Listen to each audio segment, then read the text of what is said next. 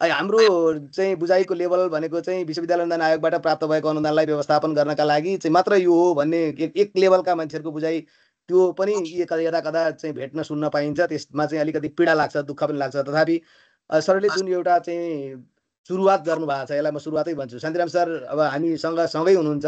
उहाँ एक्लै पनि यसो गरौँ उसो गरौँ साथी हो यसो गर्नुपर्छ भनेर उहाँ लागिरहनु भएको छ। त्यही रूपमा सबै सरहरू लाग्नु भएको छ र यो अनलाइन ट्रेनिङबाट हामीले भरपुर सरहरूसँगबाट लाभ लिन आवश्यक छ। हामीले चाहिँ प्रोड्युस गर्ने मेटेरियल्सहरू लास्टली हामी त चाहिँ मुडलसम्म पुगेर मुडलमा हाम्रा चाहिँ सामग्रीहरू अपलोड गरिदिएर विद्यार्थीलाई त्यहाँबाट पठन पाठनको व्यवस्थापन गर्न सक्ने लेभलसम्म पुग्न सक्यौँ भने त्यो पुगाइबाट चाहिँ विद्यार्थीले पनि लाभ पाउने र हाम्रो समग्र शैक्षिक प्रणाली संस्थागत हुन सपोर्ट पुग्ने भएका कारणले सरले लिनुभएको इनिसिएसनमा सबै साथीहरूले एकदमै एक्टिभली बसेर पार्टिसिपेन्ट भएर सिक्ने चाहिँ प्रयास गरौँ। सकेसम्म हामी कतिपय क्याम्पसहरूमा त हामी फिजिकल्ली पनि काम गरिरहेछौँ। कतिपय चाहिँ साथीहरूलाई भर्चुअल्ली सपोर्ट गर्नुपर्ने हुँदाखेरि हामी हाम्रो तर्फबाट मैले मेरो तर्फबाट गर्न सक्ने सहयोग सपोर्टका लागि म सधैँ ओपन छु। यसमा पनि सामुदायिक क्याम्पसहरूको साथीहरूको चाहिँ यो क्षमता अभिवृद्धिका लागि जुन सरले एउटा इनिसिएसन देखाउनु भएको छ, म एउटा सामुदायिक क्याम्पसको अभियन्ता पनि भएका नाताले समेत पनि सरप्रति हार्दिक आभार व्यक्त गर्दै यो हाम्रो 2 दिने सेसन, अहिलेको चाहिँ करेन्टली 2 दिने सेसन तपाईँ पार्टिसिपेन्टहरूले यसलाई चाहिँ अझै इलाबोरेट गर्न आवश्यक छ, हामी अझै सिक्न चाहन्छौँ भनेर सरहरूसँग रिक्वेस्ट गर्ने इन्भाइरोमेन्ट बनाउन सक्नुभयो भने मलाई लाग्छ यो सेसन बढेर जान्छ। सरले त्यो सपोर्ट गर्नुहुनेछ र त्यसका लागि पनि सबै पार्टिसिपेन्टहरूलाई विनम्रतापूर्वक अनुरोध गर्दै यो सिक्ने र सिकाउने कुरामा लागि पर्न चाहिँ अनुरोध गर्छु। र म आफू पनि एउटा चाहिँ इनिसियल फेजको लर्नर नै भएका कारणले म यो प्रोग्राममा चाहिँ पूर्ण रूपमा बस्छु है। म पनि सिक्छु, सँगसँगै चाहिँ ग्रोइङ टुगेदर नै हो, कोलाबोरेटिभली काम गरौँ सिकौँ भन्ने अनुरोध गर्दै यो प्रोग्रामको पूर्ण सफलताको कामनाका साथ बाँकी मैले यहाँ धेरै बोल्दाखेरि तपाईँको समय मैले चोरेको हुन्छ। सरले महत्त्वपूर्ण सेसनहरू सञ्चालन गर्नुपर्ने चाहिँ निर्धारित सेड्युल छ, त्यो सेड्युलमा चाहिँ काम हामी सबैले काम गरौँ भन्ने आशयका साथ अहिलेलाई म आफ्नो कुरा यति राख्छु र म यो प्लेटफर्ममा बसिरहने प्रतिबद्धतासहित बिदा हुन्छु। धन्यवाद, नमस्कार। धन्यवाद सर टोल्ना सर। त्यसै गरी हाम्रो क्याम्पस चिफहरू मध्येबाट उहाँहरूले के कसरी यो प्रक्रियामा अगाडि बढिराख्नु भएको छ, आफ्नो अनुभव र समस्याहरू के भोग्नु भएको छ, त्यो सहित 3 मिनटको समयभित्र आफ्नो छोटो मन्तव्य राखिदिनु हुनको लागि मैले सडानन्द क्याम्पस भोजपुरका क्याम्पस प्रमुख नगेन्द्र बस्नेत सरलाई अनुरोध गरेँ। Nagendra sir, over to you. Sir नमस्कार सबैजना सरहरूलाई, हाम्रो वेद सर, रोमकान्त सर लगायत कृष्ण अधिकारी, शान्तिराम सर, सबै सरहरूलाई नमस्कार। हामीले चाहिँ सर यो अलिकति यो डिजिटल के भन्छ लिट्रेसीको चाहिँ यहीँ हाम्रो लोकल उसबाटै गरायौँ। अनि हाम्रो प्रदीपजीले हिलेमा एक दिन चाहिँ हाम्रो सुरेशजीसँगलाई बोलाउनु भएछ र त्यहाँ पनि हाम्रो focal person IT focal person र म गएर सहभागी भयौँ। अनि हिजो अस्ति भर्खरै त्यो केही एक दुईवटा टुल्स ह्यान्डलिङ सम्बन्धी त्यो जस्तो यो पावर पोइन्टबाट कसरी रेकर्ड गर्न सकिन्छ, कक्षाहरू पाठहरूलाई कसरी रेकर्ड गर्न सकिन्छ, अनि सामान्य त्यो क्यापकटहरू प्रयोग गरेर भिडियोलाई कसरी एडिटिङ गर्न सकिन्छ भन्नेसम्मको कुराहरू चाहिँ आज बिहान सम्म पनि थियो सर, भोलि पनि छ र भोलिसम्ममा त्यतिसम्म चाहिँ साथीहरूलाई सामान्य गर्न सक्ने केही साथीहरूलाई चाहिँ बनाउन सकिन्छ कि भन्ने छ सर। अब यो एलएमएस र अर्को अब यो सब्जेक्ट स्पेसिफिक टुल्स ह्यान्डलिङहरूमा अब यो डिजिटल पेडागोजीहरूको चाहिँ अब यो हामीलाई मेरो लागि चाहिँ नितान्त नयाँ कन्टेन्ट भएर यसमा चाहिँ अब एकदमै गाह्रो लागिरहेको छ सर। मैले यति नै भने सर, मलाई छुट्टो समय दिनुभएको थियो, धन्यवाद सर। धेरै धेरै धन्यवाद नगेन्द्र सर। अब हामी अहिले डिजिटल पेडागोजीको जो ट्रेनिङमा रहेका छौँ, यो ट्रेनिङ कार्य सञ्चालन गरिरहँदाखेरि हामीले गर्नुपर्ने काम, हाम्रो दायित्व जिम्मेवारी के कसो हुन्छ, यो सम्बन्धमा हामीलाई मार्गनिर्देशन सहित आफ्नो मन्तव्य राखिदिनु हुनको लागि ओडेकका डेपुटी डाइरेक्टर इन्द्रराज उपाध्याय सरलाई म अनुरोध गर्दछु। धन्यवाद सर।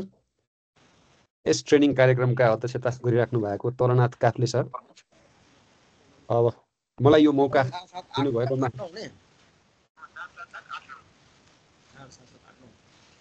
दिनुभएकोमा म आयोजकलाई धेरै धेरै धन्यवाद दिन चाहेँ। अहिले म ओडेकमा यही masters in educational science in digital pedagogy कार्यक्रमको संयोजकको रूपमा कार्यरत छु। डिस्टर्बेन्स यो सरहरूले यसो अडियो बन्द गरिदिनु। म यस ओडेकबाट सबैलाई शुभकामना दिँदै अलिकति यो डिजिटल पेडागोजीको बारेमा कुरा गर्न चाहे।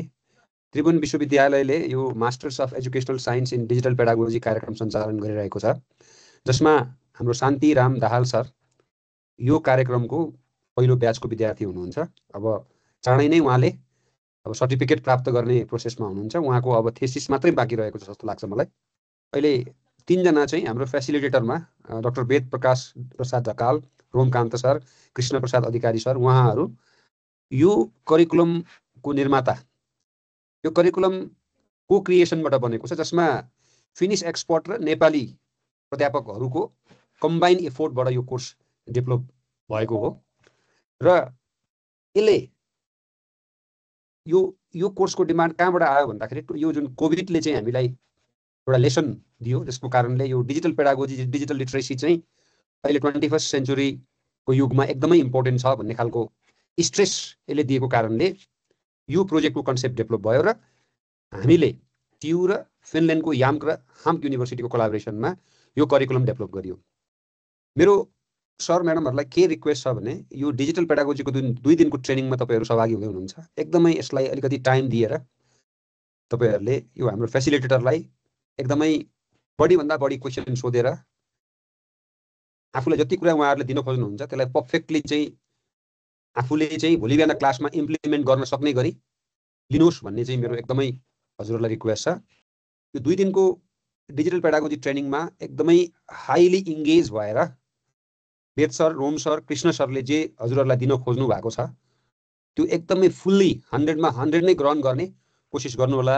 र हजुरहरूसँग त्यसपछि पनि हजुरकै त्यही ठाउँको हाम्रो शान्ति सर हुनुहुन्छ, जो चाहिँ यो डिजिटल पेडागोजीको एक्सपर्ट पनि हुनुहुन्छ, ट्रेन्ड पनि हुनुहुन्छ, टट पनि लिनुभएको छ।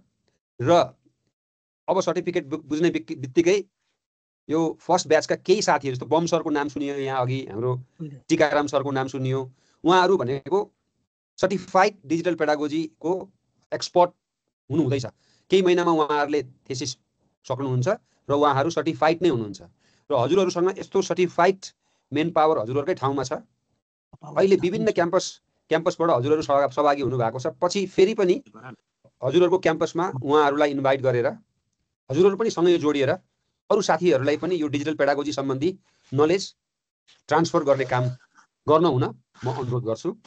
र हामीसँग भएको जुन यो masters of educational science in digital pedagogy छ, यो विषय छ, यस्तो पढाइ हुन्छ भन्ने कुराहरू यो सबै क्याम्पसहरूमा चाहिँ फैलाइदिनु होला। र यो 2 दिनको कार्यक्रम एकदमै 100% सक्सेसफुल होस् भन्ने कामना गर्दै म फेरि आयोजकलाई धन्यवाद दिँदै मेरो कुरा यही सुध्याउँछु। धन्यवाद। धन्यवाद, नमस्कार सर। अब हाम्रो डिजिटल पेडागोजीको पहिलो ब्याचको साथीहरूको तर्फबाट बम सरलाई आफ्नो अनुभव सेयर गरिदिनु अनुरोध गर्दछु। पश्चिमबाट एउटा मात्रै सहभागी हुन मैले एउटा अवसर पाएँ र अहिले पछिल्लो समयमा भर्खरै पनि आज हिजोदेखि लिएर अस्ति दिनहरूमा पनि म यस्तो ट्रेनिङहरूमा सहभागी भएर आफ्ना अनुभवहरू साटासाट सेयर गर्दै आइरहेको छु। र अन्य केही प्रक्रियाको बारेमा पनि अझै खोजतलास र अध्ययन गर्ने प्रक्रिया जारी नै छ।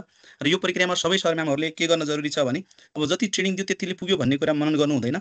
अब यसका साथसाथै अब अहिलेको समयमा डिजिटल युगमा डिजिटल टुलहरूको प्रयोग गरेर अब हाम्रो प्लेटफर्म, विभिन्न किसिमका प्लेटफर्महरू छन्, त्यो प्लेटफर्मलाई मध्यनजर गर्दै ती प्लेटफर्महरू मार्फत पनि सिकाइ गर्नुपर्छ भन्ने मैले त्यो अनुभव सेयर गर्न खोजेँ सरहरूलाई। किनभने मैले कतिपय नौला टुल्सहरू पनि त्यो युट्युबबाट अथवा त्यो गुगल के अरे उनीहरूबाट पनि सर्च गरेर त्यो प्लेटफर्मबाट पनि अहिले ज्ञानहरू हासिल गर्ने प्रक्रियातर्फ अग्रसर भइरहेको र त्यो प्रक्रियामा अझै पनि लर्नरको रूपमा अगाडि बढिरहेको हुनाले दुई भनाइ यही राखेँ। धन्यवाद सर। धेरै धेरै धन्यवाद बम सर।